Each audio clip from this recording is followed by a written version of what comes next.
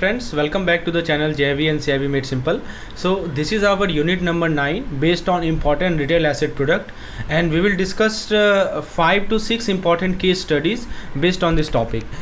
तो ये हमारा RBWM क्रैश कोर्स का पार्ट है और हम लोग जैसा कि हमारा तरीका रहा है, हम लोग एक केस स्टडी को कवर करेंगे, उसके माध्यम से जो कंसेप्ट है वो क्लियर करेंगे और सबसे इंपॉर्टेंट कंसेप्ट्स को इसमें समझाने वाला हूँ अगले 30 मिनट में। तो एक एक बात को ध्यान से सुनिए, पहले खुद से क्वेश्चन को ट्राई कीजिए और फिर एक्सप्लेनेशन को सुनिए। चलिए बिना देरी किए हुए शुरुआत करते हैं अपने पहले क्वेश्चन के साथ। पहला क्वेश्चन आपके स्क्रीन पर है। हम राजीव के केस पर बेस्ड एक important home loan related MCQ discuss करेंगे, हर ऑप्शन को समझेंगे और एंड में सही आंसर भी रिवील करेंगे। तो चलिए शुरू करते हैं। राजीव एक सैलरीड एम्प्लॉयड है, एक नई फ्लैट खरीदना चाहता है अपनी फैमिली के लिए। उसकी ग्रॉस मंथली इनकम है 1 लाख, ठीक है, और वो 35 लाख का लोन लेना चाहता है। ओके, अब देखिए वो सेकेंड होम खरीदना चाह रहा है, पर अब वो सेकेंड होम खरीदना चाह रहा है। देखिए सबसे पहले वो 1 लाख का उसका सैलरी है, 35 लाख का लोन लेना चाह रहा है एक रेपुटेड बैंक से, और राजीव के पास ऑलरेडी एक प्रॉपर्टी है, राइट। लेकिन अब वो सेकेंड होम खरीदना चाहता है। राजीव को मार्जिन रिक्वायरमेंट और अपनी एलिजिबिलिटी के बारे में जानना है। तो इन ऑप्शन में कौन सा सही है, ठीक है। तो वही कह रहा है कि based on the case which of the following option is correct. पहला ऑप्शन कह रहा है कि राजीव का मार्जिन रिक्वायरमेंट 10% होगा और उसका जो नेट टेक होम पे कम से कम 40% होना चाहिए ग्रॉस इनकम का, क्योंकि यह उनका सेकेंड होम है, ठीक है। ये कह रहा है ऑप्शन। देखिए अब यह स्टेटमेंट थोड़ा कंफ्यूज कर सकती है। एक्चुअली बैंक मार्जिन रिक्वायरमेंट को डिसाइड करते हैं लोन अमाउंट के बेसिस पर, ठीक है। बैंक का जो मार्जिन रिक्वायरमेंट है उसका कैसे डिसाइड करते हैं कि हमारा लोन अमाउंट कितना है, राइट, ना कि फर्स्ट होम है या सेकेंड होम है, इससे कोई मतलब नहीं है। और 35 लाख के लोन के लिए मार्जिन 10% नहीं, बैंक जनरली 20% मार्जिन होता है, ठीक है। तो ऑप्शन ये तो गलत है। तो मार्जिन 10 कर रहा है और कह रहा है कि उसका मार्जिन का अमाउंट डिसाइड होता है लोन के अमाउंट से। फिर सेकेंड ऑप्शन है कि ऑप्शन बी कह रहा है कि क्योंकि राजीव के पास पहले ऑलरेडी एक प्रॉपर्टी है तो बैंक उनका लोन रिक्वेस्ट अप्रूव नहीं करेंगे, क्योंकि सैलरीड एम्प्लॉयड के लिए सेकेंड होम लोन अलाउड नहीं होता है, ठीक है। तो यह स्टेटमेंट भी गलत है। बैंक आजकल ऐसे रिस्ट्रिक्शन फॉलो नहीं करते। आप मल्टीपल रेजिडेंशियल प्रॉपर्टी खरीद सकते हैं, बस लोन का पर्पज़ रेजिडेंशियल होना चाहिए, कॉमर्शियल नहीं होना चाहिए। ऑप्शन सी कह रहा है कि 35 लाख के लोन के लिए मार्जिन रिक्वायरमेंट 20% है और बैंक और राजीव का नेट टेक होम पे कम से कम 40% होना चाहिए ग्रॉस इनकम का, ठीक है, जब तक कि उनकी इनकम बहुत ज़्यादा ना हो। तो यह स्टेटमेंट मोस्टली सही है। देखिए 35 लाख का लोन है, 35 लाख से 70 लाख के लोन अमाउंट पर मार्जिन रिक्वायरमेंट कितना का होता है, 20%। आपके बुक में एक टेबल दिया हुआ है मार्जिन रिक्वायरमेंट का। तो यदि 35 लाख से कम का लोन रहता है तो वहाँ 10% का होता है, लेकिन 35 से लेके 70 तक में आपका जो है कितना का होता है, 20% होता है। और बैंक जनरली यह भी देखते हैं कि आपका नेट टेक होम पे सफिशिएंट हो, जो कि कम से कम 40% मिनिमम थ्रेशोल्ड है, ठीक है ना। तो ऑप्शन नंबर सी जो है हमारा वो क्या है, करेक्ट है। ऑप्शन डी कह रहा है कि 30 लाख के ऊपर का लोन है, इसलिए मार्जिन रिक्वायरमेंट 25% होगा और एलिजिबिलिटी का डिसीजन सिर्फ प्रॉपर्टी के वैल्यू पे किया जा सकता है। यह भी गलत है, क्योंकि 30 लाख के ऊपर और 75 लाख तक के लोन के लिए मार्जिन रिक्वायरमेंट कितना होता है, 20% होता है। और एलिजिबिलिटी सिर्फ प्रॉपर्टी के वैल्यू पर डिपेंड नहीं करती, बैंक एप्लीकेंट की इनकम, उनकी रिपेमेंट कैपेसिटी भी चेक करती है। तो हमने देखा कि ऑप्शन सी हमारा क्या है, सही जवाब है, राइट। तो अगर आपको होम लोन और मार्जिन रिक्वायरमेंट के कंसेप्ट के बारे में और जानना है, राइट, तो हमने वही चीज़ इसके माध्यम से सीखा है कि मार्जिन रिक्वायरमेंट कितनी होती है और बैंक को क्या क्या नेट टेक होम पे कितना होना चाहिए आपके ग्रॉस इनकम का, right. All this thing you have to, bank has to see, और वही पॉइंट हमने देखा यहाँ पे। चलिए अगले क्वेश्चन की ओर बढ़ते हैं। अब देखिए इस क्वेश्चन में आई क्या बताया जा रहा है, इसको समझते हैं दोस्तों। यहाँ पे हम लोग नेहा के केस को समझेंगे, जो अपने नए घर के लिए लोन ऑप्शन देख रही है। मैं आपको हर ऑप्शन एक्सप्लेन करूँगा। तो नेहा जो 35 ईयर्स की प्रोफेशनल है, अपने लिए एक फ्लैट खरीदना चाहती है। उनका इनकम 1,20,000 है, यहाँ देखिए लिखा गया है हर इनकम इज़ 1,20,000, और वो अपने फादर के इनकम भी ऐड करना चाहती है ताकि उनकी लोन एलिजिबिलिटी बढ़ सके।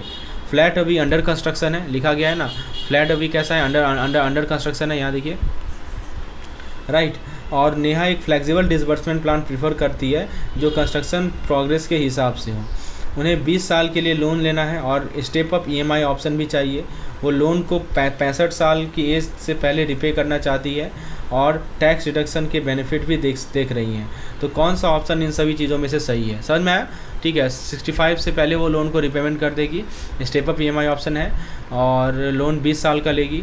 चलिए, और अब देखिए इनमें से कौन सा स्टेटमेंट सही है। पहला ऑप्शन कह रहा है कि नेहा को फिक्स इंटरेस्ट रेट मिलेगा जो रेपो रेट के बेसिस पर होगा और क्वार्टरली रीसेट होगा, पर ये लेकिन यही कह रहा है ना, Neha will benefit from the fix interest rate based on repo rate quarterly reset and bank will full disperse the loan upfront. ठीक है, तो लेकिन ये गलत है क्योंकि नेहा का इंटरेस्ट रेट फ्लोटिंग है और वह रेपो रेट से लिंक है मंथली रीसेट के साथ। और फिर ये भी कह रहा है कि आगे देखिए पढ़िए, ये भी कहा गया है कि bank full loan amount upfront देगा जो नेहा के केस में नहीं हो सकता।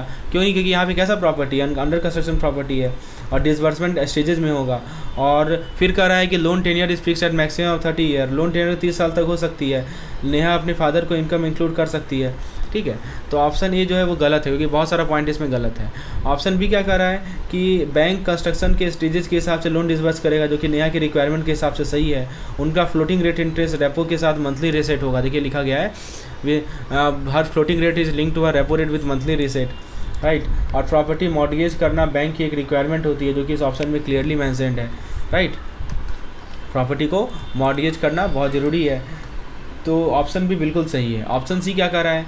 ऑप्शन सी कर रहा है कि नेहा का फ्लेक्सिबल ईएमआई स्केड्यूल मिलेगा पर स्टेप अप ईएमआई ऑप्शन नहीं मिलेगा। देखिए लिखा गया है ना, फ्लेक्सिबल ईएमआई स्केड्यूल लेकिन स्टेप अप नहीं मिलेगा, राइट। तो ये गलत है क्योंकि नेहा को स्टेप अप ईएमआई ऑप्शन चाहिए और बैंक ये ऑफर करता है। और मैक्सिमम टेनर कर रहा है कि repaid must be maximum of 10 year. ये तो गलत है ना दोस्तों, क्योंकि मैक्सिमम टेनर 30 साल तक हो सकता है जब तक नेहा 65 साल की हो जाएगी, राइट। तो ये पॉइंट है। ऑप्शन डी कह रहा है कि the bank can only approve a home loan, यानी ये कह रहा है कि नेहा तभी होम लोन ले सकती है जब उन्हें प्रॉपर्टी का इमीडिएट पोजीशन मिले और उनका टेनर 15 साल से ज़्यादा नहीं हो सकता।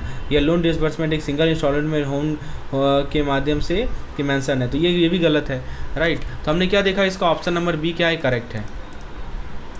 ठीक है, तो ये हमें ध्यान रखना है कि हमने ये देखा है कि हमने रिपेमेंट फ्लेक्सिबिलिटी होती है, इसमें टैक्स का बेनिफिट मिलता है, ये सब एडवांटेजेस होते हैं होम लोन के। चलिए आगे बात करते हैं हम लोग अगली केस स्टडीज़ के, जो कि शायद अमित से रिलेटेड है। चलिए समझते हैं, अमित एंड हिज वाइफ से रिलेटेड है ये केस स्टडीज़। बहुत सी इंपॉर्टेंट केस स्टडीज़ है। पीएमएवाई प्रधानमंत्री आवास योजना से रिलेटेड केस स्टडी पिछले बार पूछा गया था। देखिए यह कहानी है अमित और उनकी वाइफ रीना की। अमित और रीना इकोनॉमिकली वीकर सेक्शन से हैं, यानी ईडब्ल्यूएस से हैं, ठीक है, और अपना घर खरीदने चाहते हैं पीएमएवाई के अंदर, जो कि एक गवर्नमेंट स्कीम है हाउसिंग के लिए। अब अमित को सुना है कि क्रेडिट लिंक सब्सिडी स्कीम के थ्रू उन्हें लोन पर इंटरेस्ट रेट में सब्सिडी मिल सकती है, सीएलएसएस के थ्रू इंटरेस्ट रेट में सब्सिडी मिल सकती है। लेकिन कुछ कंडीशन भी है। एक इम्पॉर्टेंट कंडीशन ये है कि रीना या तो घर की सोल ऑनर होनी चाहिए या फिर को ऑनर होना चाहिए, ताकि वुमेन एम्पावरमेंट को प्रमोट किया जा सके। स्कीम के अकॉर्डिंग गवर्नमेंट ने 2 करोड़ घर 2022 तक बनाने के टारगेट सेट किए थे, लेकिन अब ये डेडलाइन एक्सटेंड करके दिसंबर 2024 कर दी गई है। ठीक है, वही कर रहा है ना कि गवर्नमेंट का टारगेट था, और हाउस शुड आइडियली भी 30 स्क्वायर मीटर इन कारपेट एरिया, ठीक है। और फिर उसके बाद ये सब पॉइंट्स दिखे गए यहाँ पे, एक बार आप पढ़ सकते हैं इसको। अब सवाल है कि कौन सा स्टेटमेंट सही है। तो ऑप्शन ए कहता है कि अमित और रीना इनएलिजिबल हैं क्योंकि यह लोग एलआईजी कैटेगरी में नहीं आते और स्कीम में हाउस साइज के लिए कोई फ्लेक्सिबिलिटी नहीं है और को ऑनरशिप की भी रिक्वायरमेंट नहीं है। अब इसमें 3 गलतियां हैं। ये जो स्टेटमेंट लिखा है ना, 3 गलतियां हैं। पहला गलतियां है कि पीएमएवाई सिर्फ एलआईजी के लिए नहीं है, ठीक है ना, ऐसा नहीं लिखा हुआ है कि प्रधानमंत्री Awas Yojana lower income group के लिए ही है। ये तो ईडब्ल्यूएस में आते हैं ना, इकोनॉमिकली वीकर सेक्शन में आते हैं, ठीक है। दूसरा, स्कीम में फ्लेक्सिबिलिटी है हाउस से साइज़ को एडजस्ट करने की, और अगर स्टेट गवर्नमेंट और मिनिस्ट्री एग्री करे तो हाउस साइज को एडजस्ट किया जा सकता है, ये दूसरी बात है। और तीसरा ये कि स्कीम क्लियरली कहता है कि अगर फैमिली में वाइफ है तो उसका नाम ऑनर या को ऑनर में होना चाहिए, ये भी कहता है, ठीक है। नो रिक्वायरमेंट रीना को ऑनर ये नहीं है, ये होना ज़रूरी है। ऑप्शन बी कहता है कि अमित और रीना एलिजिबल हैं, लेकिन रीना को सोल या को ऑनर बनाना ज़रूरी है, और घर का size up to 30 square metre हो सकता है, और अगर ज़रूरत पड़े तो स्टेट थोड़ा एडजस्ट भी कर सकता है, और इन्हें इंस्टीट्यूशनल क्रेडिट, लास्ट ऑप्शन देखते हैं, इन्हें इंस्टीट्यूशनल क्रेडिट मिल सकता है इंक्लूडिंग स्केड्यूल कमर्शियल बैंक के थ्रू। तो ये तो बिल्कुल सही है, ठीक है, ऑप्शन बी हमारा सही जवाब है। तो ये ऑप्शन बिल्कुल सही है क्योंकि पीएमएवाई में फीमेल को ऑनरशिप का क्लाउज है ताकि वुमेन एम्पावरमेंट हो, और साइज फ्लेक्सिबिलिटी भी स्टेट गवर्नमेंट के डिस्क्रिप्शन पे है, और सीएलएसएस के थ्रू स्केड्यूल कमर्शियल बैंक से लोन पर सब्सिडी भी मिल जाती है। ऑप्शन सी कर रहा है प्रधानमंत्री आवास योजना सिर्फ एलआईजी फैमिली के लिए है। देखिए लिखा गया है applies to low income group, और घर का साइज एग्जैक्टली 30 स्क्वायर मीटर होना चाहिए, ठीक है। और क्या कर रहा है, कोई फ्लेक्सिबिलिटी नहीं है, और क्रेडिट सिर्फ प्राइवेट हाउसिंग फाइनेंस कंपनी के थ्रू मिलता है। तो देखिए यह ऑप्शन भी गलत है, क्योंकि PMAY सिर्फ LIG ही नहीं EWS फैमिली के लिए भी है, और स्केड्यूल कमर्शियल बैंक भी CLSS में इंक्लूडेड है। ऐसा नहीं कि प्राइवेट हाउसिंग फाइनेंस कंपनी है, तो ये गलत है। और ऑप्शन डी कह रहा है कि स्कीम का टाइमलाइन दिसंबर 2025 तक एक्सटेंड हो गया है और को ऑनरशिप की कोई ज़रूरत नहीं है, सब्सिडी सिर्फ उन घरों में मिलेगी जो 2022 से पहले के बाद कंप्लीट हुए हैं। ये भी गलत है, क्योंकि एक्सटेंशन जो है दिसंबर 2024 तक किया गया है, और को ऑनरशिप की रिक्वायरमेंट है वुमेन एम्पावरमेंट के लिए। तो हमने यदि हम समरी देखें तो हमने क्या देखा कि प्रधानमंत्री आवास योजना की एलिजिबिलिटी EWS और LIG ग्रुप दोनों के लिए प्रोविज़न है। को ऑनरशिप में रीना का नाम होना जरूरी है। हाउस साइज 30 स्क्वायर मीटर तक होना चाहिए, लेकिन स्टेट फ्लेक्सिबिलिटी कर सकते हैं मिनिस्ट्री के कंसल्टेशन से, और CLSS के थ्रू सब्सिडी मिल सकता है स्केड्यूल कमर्शियल बैंक और PLI के थ्रू, और स्कीम 2024 तक एक्सटेंड किए गए हैं। तो ये सभी पॉइंट्स को आपको ध्यान रखने हैं प्रधानमंत्री आवास योजना के अंदर। चलिए अब हम लोग अगले केस स्टडीज़ को आगे बढ़ते हैं। दोस्तों यदि आपको चीज़ें समझ में आ रही हो तो प्लीज़ एक लाइक जरूर हिट कर दीजिएगा। This will encourage me to make more such and such content, and also if you want to enroll in our RBWM capsule course, if you want such type of PDF for each and every unit, you can enroll in our RBWM capsule course. The detail you can get by WhatsApp me on this particular number or by calling on this number. Now let's see this particular case study. तो case study आपके screen पर है।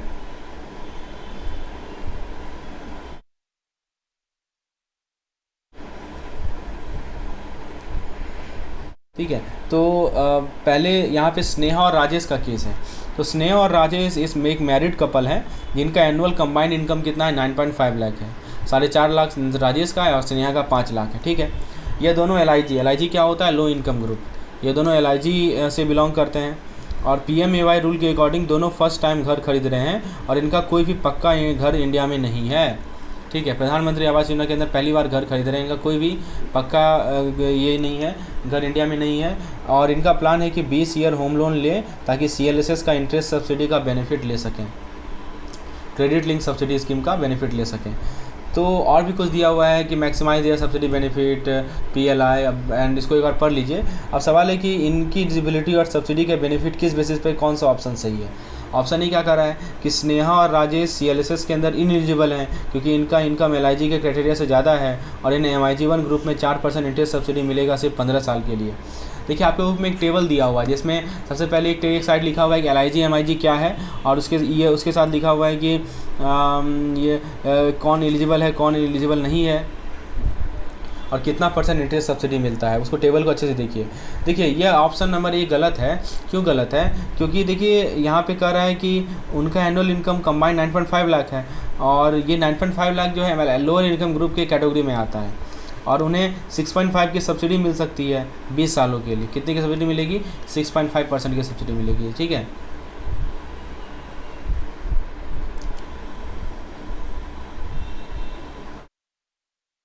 तो यहाँ 15 साल जो लिखा गया है वो गलत है। They come into the group of LIG। Option B की ओर बढ़ते हैं। ऑप्शन बी में क्या कह रहा है कि Sneha and Rajesh LIG category के अंदर CLSS के आते हैं, और उन्हें 6.5% का इंटरेस्ट सब्सिडी मिलेगा 20 साल के लिए, और यह इंश्योर करना होगा कि वो लोन 22 मार्च के लिए डेडलाइन से पहले लिए, 22 मार्च के डेडलाइन से पहले लें। ये ऑप्शन बिल्कुल सही है। उनका कंबाइंड इनकम LIG के क्राइटेरिया में आता है, और PMAY गाइडलाइन के अकॉर्डिंग LIG कैटेगरी में मैक्सिमम 20 साल तक इंटरेस्ट सब्सिडी मिल सकता है जो कि क्वालिफाई करते हैं। ऑप्शन सी कह रहा है कि उन्हें 3% इंटरेस्ट सब्सिडी मिलेगी 20 साल के लोन के लिए MIG2 कैटेगरी में, और उन्हें घर खरीदना मार्च 2024 PMAY एक्सटेंशन डेडलाइन तक कंप्लीट करना। ये भी गलत है, क्योंकि स्नेहा और राजेश को का इनकम LIG ब्रैकेट में आता है, MIG2 में नहीं आता। उनका इंटरेस्ट सब्सिडी जो है 6.5% होना चाहिए, ना कि 3%। राइट, फिर क्या कर रहा है? ऑप्शन डी कर रहा है कि उन्हें सब्सिडी सिर्फ तब मिलेगा जब जॉइंट लोन होम लोन और सब्सिडी टेनर सिर्फ 10 साल के अंदर होगी। राइट, तो अब हम लोग यहाँ से हमने क्या देखा कि उनका इनकम लेवल LIG कैटेगरी में आता है, न कि EWS में आता है, और maximum subsidy tenor LIG category के लिए कितना है? 20 साल है। ठीक है, तो अब हम समराइज कर लेते हैं। एलिजिबिलिटी यदि PMAY की बात करें तो स्नेहा और राजेश LIG कैटेगरी में आते हैं, और PMAY की गाइडलाइन के हिसाब से उनका टोटल इनकम जो है 9.35 लाख से ज़्यादा है। और फिर ये तो हमारा एलिजिबिलिटी हो गया। लोन टेनर की बात करें तो LIG कैटेगरी में जो लोन होते हैं वो उसका ईयर क्या होता है? तो LIG कैटेगरी में उन्हें 8.5% सब्सिडी मिलेगी मैक्सिमम 20 साल तक। ठीक है ना, LIG में उन्हें मैक्सिमम कितना सब्सिडी मिलेगा? 8.5 का। राइट, तो 6.5% का इंटरेस्ट सब्सिडी है। लोन टेनर की बात करें 6.5 नॉट 8.5, कितना मिलेगा 6.5। और दूसरी बात है कि सब्सिडी का बेनिफिट लेने के लिए उन्होंने मार्च 2022 से पहले अपना लोन टेंडर सिक्योर करना होगा। और एक टर्म है PLI के बारे में देखिए। PLI क्या होता है कि यह इंश्योर करें कि इनका लोन उनके PLI के थ्रू हो, जो सेंट्रल नोडल एजेंसी के साथ MOU साइन है, जो उनके सब्सिडी प्रोसेस करने में हेल्प करेगा। तो ये सभी पॉइंट्स को हमें ध्यान रखने हैं प्रधानमंत्री आवास योजना के अंदर। चलिए अब हम लोग अगले कंसेप्ट की ओर आगे बढ़ते हैं। बेसिकली कंसेप्चुअल क्लैरिटी बहुत ज़रूरी है, किस केस में दिया जाएगा, किस केस में प्रधानमंत्री आवास योजना का लाभ उठा सकते हैं, CLSS स्कीम का लाभ उठा सकते हैं, ये सब समझना बहुत ज़रूरी है। चलिए तो अब हम बात करते हैं एक केस स्टडी इसके बेस MCQ करेंगे जो होम लोन टाइप्स के ऊपर है। देखिए प्रिया एक सैलरीड एम्प्लॉयड है और उसके पास अपना फ्लैट भी है। पिछले 5 सालों से वो अपने जॉब में है और अब वो अपने घर में रिनोवेशन के लिए कुछ लोन लेना चाहती है, जिसमें नया फर्नीचर, पेंटिंग, AC इंस्टॉलेशन शामिल है। बैंक उसको 2 लोन ऑप्शन ऑफर कर रहा है। एक होता है होम इम्प्रूवमेंट लोन, जैसे कि एक होता है होम इम्प्रूवमेंट लोन और एक होता है होम डेकर लोन। देखिए लिखा गया ना, ठीक है, 2 तरह का लोन है, एक होम इम्प्रूवमेंट लोन है और एक होम डेकर लोन है, राइट, जो अलग अलग टर्म्स और सरप्राइज के साथ ऐसे करते हैं, राइट। तो होम इम्प्रूवमेंट लोन है और एक होम डेकर लोन है, दोनों अलग अलग चीज़ है और ये अलग अलग टर्म्स है, पर्पस दोनों का इनके साथ आते हैं। तो अब सवाल ये है कि बैंक ने प्रिया को ये सब चीज़ इन्फॉर्म किया। देखिए यहाँ लिखा हुआ है कि both loan require equitable mortgage of a property unencumbered property, the loan amount margin depend on bank policy, 20 से लेकर 25% के बीच में। अब इस सिनेरियो के बेसिस पे क्वेश्चन ये है कि इन सब टर्म्स को ध्यान में रखते हुए कौन सा ऑप्शन प्रिया के लिए बेस्ट है, ठीक है। पहला ऑप्शन कह रहा है कि प्रिया सिर्फ होम लोन इम्प्रूवमेंट लोन ले सकती है जो हर तरीके से रिनोवेशन वर्क को कवर करता है, लेकिन इसमें मार्जिन हाई 50% रखा गया है, गलत है, ठीक है। ये कह रहा है केवल आप जो है होम इम्प्रूवमेंट लोन ले सकते हैं, क्योंकि बैंक के रूल के according home improvement loan mainly structural renovation के लिए जाती है। जो हमारा होम इम्प्रूवमेंट लोन होता है ना, वो किसके लिए होता है कि जो हमारा स्ट्रक्चरल रिनोवेशन है, तो इसके लिए लिया जाता है होम इम्प्रूवमेंट लोन, राइट। तो जबकि फर्निशिंग और AC के लिए होम डेकर लोन सेपरेट दिया जा सकता है। फिर ऑप्शन भी कर रहा है कि प्रिया होम इम्प्रूवमेंट लोन ले सकती है स्ट्रक्चर वर्क के लिए, जैसे पेंटिंग और रिनोवेशन के लिए, और होम डेकर लोन ले सकती है स्पेसिफिक इंटीरियर फर्निशिंग के लिए, AC के लिए। और ये ऑप्शन बिल्कुल सही है, क्योंकि बैंक के अलग टर्म्स हैं, खुद हिसाब से पेपर वर्क नहीं गारंटी करते। तो ये पॉइंट हमें देखना है। तो बी में हमने देखा कि बिल्कुल सही ऑप्शन है, बी इसका सही जवाब है। ऑप्शन सी क्या कर रहा है, ऑप्शन सी कर रहा है कि Priya is eligible only for home decor loan, यानी कह रहा है कि प्रिया सिर्फ होम डेकर लोन ले सकती है जो सारे नीड्स कवर करते हैं, लेकिन उसको मिनिमम मार्जिन 30% रखना पड़ेगा। यह भी गलत है, क्योंकि प्रिया के रिवोकेशन और डेकर का मिक्स है, जिससे होम इम्प्रूवमेंट लोन और होम डेकर लोन दोनों ही स्पेसिफिक टर्म अप्लाई होते हैं। और 3 महीना मॉरिटोरियम पीरियड भी दिया गया है, ये भी याद कर लीजिए, 3 महीना का मॉरिटोरियम पीरियड होता है। ऑप्शन डी क्या कर रहा है, तो ऑप्शन डी बताता है कि प्रिया को जॉइंट लोन लेना पड़ेगा, जिसे होम डेकर और होम इम्प्रूवमेंट लोन शामिल है, और रिपेमेंट पीरियड 5 ईयर फिक्स है। तो दोस्तों ये ऑप्शन गलत है, अभी मैंने आपको ये बताया, ठीक है। तो ये ऑप्शन नंबर डी भी क्या है, गलत है, क्योंकि जॉइंट लोन की ज़रूरत नहीं है, प्रिया अलग अलग लोन ले सकती है अपने रिनोवेशन और डेकर के लिए, राइट। तो इसका सही जवाब हमने देखा ऑप्शन नंबर 2।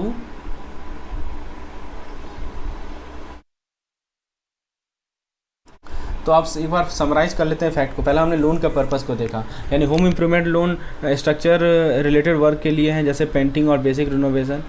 फिर एक होम इंस्ट्रक्शन लोन आता है। तो ये एक तो हमने देखा कि लोन का पर्पस क्या है, home improvement loan structure related work के लिए, मैंने पहले बताया आपको, और होम डेकर लोन किसके लिए है। यदि हम लोन के टेनर की बात करें तो बैंक का मार्जिन रिक्वायरमेंट कितना होता है, 20 से 50% होता है इन सभी केसेस में, राइट। और 3 महीना मॉरिटोरियम दिया गया है, और रिपेमेंट पीरियड बैंक के रूल के हिसाब से होता है। और सिक्योरिटी की बात करें तो दोनों लोन पर प्रॉपर्टी का इक्विटेबल मॉर्गेज रिक्वायर्ड है, इक्विटेबल मॉर्गेज दोनों में रिक्वायर्ड है, राइट, चाहे वो प्रिया का फ्लैट हो या अनइंकम्बर्ड प्रॉपर्टी हो, राइट। होपफुली ये क्लियर हो गया आपका। चलिए अब एक हम लोग अगली की स्टडी की ओर आगे बढ़ते हैं। अर्जुन, तो अर्जुन एक सैलरीड प्रोफेशन है जिसके पास स्टेबल इनकम है और वो नया कार खरीदना चाह रहा है। जब वो बैंक के पास गया लोन के लिए, उन्होंने कुछ कंडीशन बताए। पहला कि वो उनका टेक होम पे जो है कम से कम टोटल 40% होना चाहिए आफ्टर अकाउंटिंग फॉर EMI, ठीक है। उसके बाद कह रहा है कि the margin requirement for the new loan, चूँकि बैंक जो है 10% मार्जिन रिकॉर्ड किया है, the bank require 10% margin that include the car ex showroom price, insurance, road tax and registration fee, बिल्कुल सही बात है। और ऑप्शन सी कर रहा है कि the car will be hypothecated to the bank which will be registered with RTO के पास रजिस्टर्ड होगा। The loan repayment will start from the month after loan is disbursed, ठीक है, जिस बार से मंथ डिस्पर्स होगा, लोन डिस्पर्स होगा, उसके बाद से लोन रिपेमेंट स्टार्ट होगा, और मैक्सिमम रिपेमेंट पीरियड 7 साल का। ये सब डेटा आपको दी गई है, ठीक है। अब सवाल है कि कुछ क्वेश्चन पूछा गया है आपसे, which of the following statement about Arjun loan process is most accurate पूछा गया है। तो पहला ऑप्शन कर रहा है कि Arjun must pay 10% margin covering additional cost and no bank will disburse fund directly to him once he submit the deal invoice and insurance।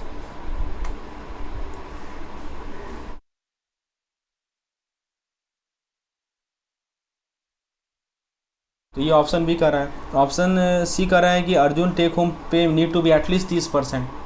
ठीक है, तो ये भी गलत है क्योंकि बैंक का रिक्वायरमेंट 40% टैक्स टेक होम पे का है। फिर ऑप्शन सी में 30% लिखा है, गलत है। ऑप्शन डी कह रहा है कि Arjun will receive the loan in cash as a no special requirement dealer disbursement. तो ये भी गलत है क्योंकि बैंक को लोन डिसबर्स करना पड़ेगा डीलर को, और इंश्योरेंस को मैंडेटरी है, as a car must be hypothecated to the bank favour. ये पॉइंट है। चलिए अगला सवाल देखते हैं हम लोग।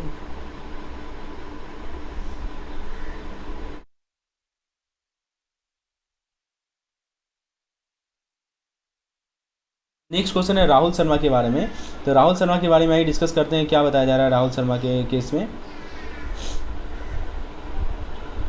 तो देखिए, राहुल को एक पर्सनल लोन चाहिए एबीसी बैंक से 2 मेन पर्पज़ के लिए। क्या मेन पर्पज़ है? उसको फंड चाहिए अपने डॉटर मैरिज के लिए और अपने घर को रिनोवेट करने के लिए। तो वो क्या किया, बैंक रिप्रेजेंटेटिव के पास गया, तो बैंक ने उन्हें 2 तरह का लोन दिया। एक अनसिक्योर्ड लोन दिया जो कि जहाँ कोई कोलेटरल की रिक्वायरमेंट नहीं है, और एक सिक्योर्ड लोन दिया जहाँ भी कोई कोलेटरल की रिक्वायरमेंट है। राइट, तो 2 पर्पज़ समझ में आया, डॉटर का मैरिज और होम को रिनोवेट करना। और अनसिक्योर्ड और सिक्योर्ड जो है, और उन्होंने 2 तरह का ऑफर किया। अब सवाल है कि बाकी दूसरे टर्म राहुल को क्या क्या जानने चाहिए। पहला कि लोन का पर्पज़ क्या है, मैरिज है, रिनोवेशन है, एक्सेट्रा। फिर डिसबर्समेंट, उसको डायरेक्टली राहुल के अकाउंट में राहुल या सप्लायर को दे दिया जाएगा। फिर interest rate and processing charge, वो भी बैंक के पॉलिसी पर डिपेंड करता है, मॉरिटोरियम।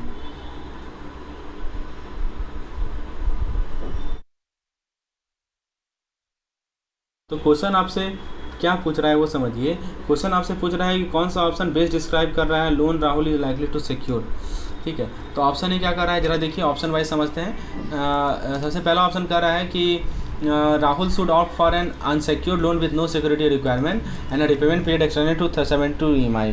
तो कह रहा है कि राहुल जो है अनसिक्योर्ड लोन के लिए जाए जहाँ कोई सिक्योरिटी। यह गया गलत है क्योंकि दोस्तों मैरिज एक्सपेंस अनसिक्योर्ड है, लेकिन मैक्सिमम रिपेमेंट पीरियड जो है 36 से 60 EMI है। देखिए लिखा गया है यहाँ पे। ठीक है, मैक्सिमम कितना EMI है, 36 से 60। ठीक है, 72 नहीं है। अब दूसरी बात यह भी कि ये उनके सिक्योर लोन जो कि रिनोवेशन के लिए चाहिए उसको कवर नहीं कर रहा है। फिर ऑप्शन भी क्या कर रहा है, ऑप्शन भी कर रहा है कि एक secured loan with legal mortgage on Rahul property marriage और रिनोवेशन दोनों को कवर करेगा। यह सही है क्योंकि ये मैच कर रहा है राहुल के नीड को, एक अनसिक्योर्ड कंपोनेंट मैरिज के लिए और एक सिक्योर्ड कंपोनेंट रिनोवेशन के लिए।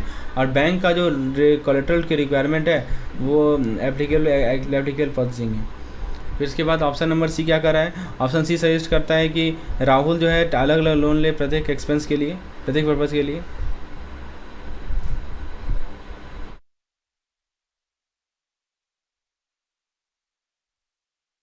तो ये ऑप्शन इनएक्यूरेट है क्योंकि राहुल कंबाइन कर सकता है अपने नीड को एक सिक्योर्ड लोन दोनों पर्पज़ के लिए।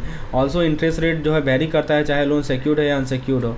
और ऑप्शन डी कर रहा है कि राहुल केवल एलिजिबल है अनसिक्योर्ड लोन के लिए जो कि दोनों पर्पज़ को कवर करेगा। तो ये भी गलत है क्योंकि राहुल को एक सिक्योर लोन भी चाहिए अपने होम रिनोवेशन के लिए और प्रोसेसिंग चार्ज भी एप्लीकेबल होता है। राइट, तो हमने क्या देखा कि ऑप्शन बी करेक्ट क्यों है। पहला कारण है लोन का स्ट्रक्चर। ऑप्शन बी में देखिए लोन का स्ट्रक्चर, एक सिक्योर लोन कोलेटरल जैसे कि लीगल मॉर्टगेज वो उसके मैरिज और रिनोवेशन एक्सपेंस दोनों को कवर करेगा। राइट, फिर उसके बाद दोस्तों रिपेमेंट टर्म, तो लोन का रिपेमेंट 36 से 60 EMI के बीच में होगा। 5 आप ऑब्वियसली 5 साल, राइट, 3 से लेके 5 साल।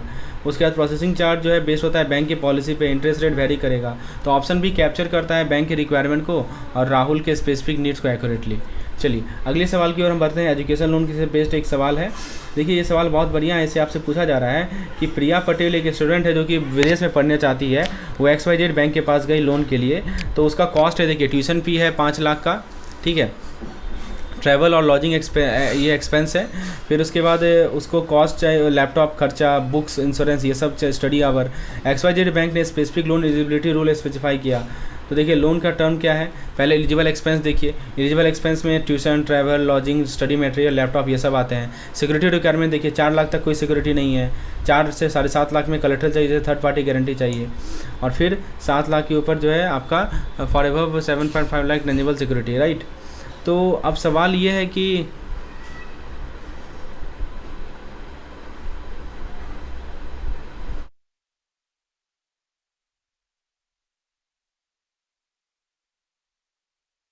राइट तो अब सवाल देखते हैं इसमें क्या कहा जा रहा है कि ये तो ठीक है, यहाँ तक तो सही है कि हमने इसको ये लोन की रिक्वायरमेंट है, एजुकेशन लोन, सिक्योरिटी रिक्वायरमेंट देख सकते हैं आप, ठीक है।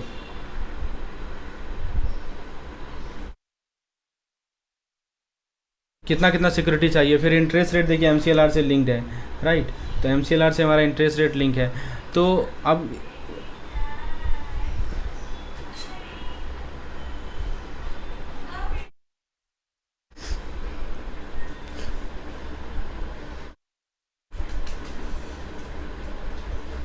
तो दोस्तों Priya can receive the loan without any collateral और co borrower if the tuition fee do not exceed 7.5 lakh. बताइए क्या लगता है ये ऑप्शन, तो ये ऑप्शन जो है गलत है, ठीक है। Priya must provide collateral in the form tangible asset and have parent as the co borrower since her loan exceed 4 lakh. Yes correct, 4 lakh से ज़्यादा है तो कोलेट्रल 4 से 7.5 लाख में कोलेट्रल रिक्वायरमेंट होती है, यहाँ तो कह रहा है कि 7.5 लाख से कम है, ये गलत है, ठीक है। Priya will need collateral security for all expense beyond the tuition fee and will have mandatory repayment period, ये भी गलत है, राइट। तो यही क्वेश्चन हम समझना चाह रहे थे इस क्वेश्चन के माध्यम से। अब देखिए कह रहा है कि अमित एक स्टूडेंट है इकोनॉमिकली वीकर सेक्शन से, राइट। तो क्या कर रहा है इसमें समझिए कि अमित की फैमिली का एनुअल इनकम 3.5 लाख है और वह एक प्रोफेशनल कोर्स परस्यू करना चाहता है इंडिया के एक रिकॉग्नाइज्ड इंस्टीट्यूशन में। उसके लिए उसने ABC बैंक अप्रोच किया और एक 8 लाख का लोन अप्लाई करना चाहता है, ठीक है। अमित के फादर जॉइंट बॉरोवर के तौर पर रेडी हैं। अब अमित को जानना है कि क्या ऑप्शन और सब्सिडीज़ उसके लिए अवेलेबल है। चलिए देखते हैं बैंक के रिक्वायरमेंट और बेनिफिट को जो अमित अप्लाई कर सकता है। सबसे पहला आता है जॉइंट बॉरोवर एलिजिबिलिटी। यह देखिए लिखा जा रहा है कि अमित के father as a parent joint borrower बन सकते हैं। डॉक्यूमेंटेशन, बैंक को नो ड्यू सर्टिफिकेट की जरूरत नहीं है, लेकिन अमित को एक डिक्लेरेशन या एफिडेविट देना होगा कि यह कंफर्म करते हुए कि उसने किसी और बैंक से लोन नहीं लिया है। फिर एक है हमारा loan and priority sector eligibility, यानी 10 लाख तक के लोन प्रायोरिटी सेक्टर में काउंट होता है। तो अमित का जो 8 लाख का लोन है वो भी एलिजिबल है, क्योंकि 10 लाख तक का लोन एजुकेशन लोन 10 लाख तक का प्रायोरिटी सेक्टर का पार्ट है। और फिर आता है एप्लीकेशन प्रोसेस। देखिए आपको पता होना चाहिए विद्या लक्ष्मी पोर्टल, बार बार पूछा जाता है ये क्या है। ये विद्या लक्ष्मी पोर्टल के बारे में जानकारी होना चाहिए कि अमित अपना लोन अप्लाई और ट्रैक विद्या लक्ष्मी पोर्टल के थ्रू कर सकता है। इंटरेस्ट सब्सिडी की बात करें तो CSIS है, राइट, क्योंकि अमित की फैमिली इनकम 4.5 लाख से कम है तो वो central sector interest subsidy scheme का बेनिफिट उठा सकता है। अब आते हैं क्वेश्चन पे। तो क्वेश्चन कह रहा है कि इनमें से कौन सा मोस्ट एक्यूरेट है। Amit is not eligible for any interest subsidies in the loan amount exceed 7.5 lakh. तो कोई सब्सिडी नहीं मिलेगा और उसने विद्या लक्ष्मी पोर्टल के थ्रू अप्लाई किया है, ये गलत है क्योंकि सब्सिडी मिल सकता है अगर इनकम क्राइटेरिया मैच करता हो तो। ऑप्शन बी कर रहा है कि इनका अमित को CSIS स्कीम के अंदर मॉनिटोरियम पीरियड में फुल इंटरेस्ट सब्सिडी मिलेगी अगर वो अप्रूव्ड कोर्स के लिए लोन लेता है और फैमिली इनकम 4.5 लाख से कम है, ये बिल्कुल सही जवाब है। ऑप्शन सी कर रहा है Amit father can not be joint borrower since the policy only permit spouse और parent in law for a married person. तो यह गलत है क्योंकि पॉलिसी के हिसाब से अमित के फादर जॉइंट बॉरोवर बन सकते हैं। और ऑप्शन डी कर रहा है कि नो ड्यू सर्टिफिकेट वही देगा, सिर्फ एक डिक्लेरेशन चाहिए। लोन अमाउंट 7.5 लाख से ज़्यादा होने पर CSIS स्कीम के अंदर सब्सिडी मिल सकती है। तो अमित के केस में हमने देखा कि बेस्ट ऑप्शन है ऑप्शन नंबर बी, क्योंकि CSIS स्कीम से वो मॉनिटोरियम पीरियड में इंटरेस्ट सब्सिडी का फ़ायदा उठा सकता है और उसके फादर भी जॉइंट बॉरोवर बन सकते हैं। इस तरह के केस स्टडी और तो यही चीज़ यहाँ समझाया जा रहा है। अब एक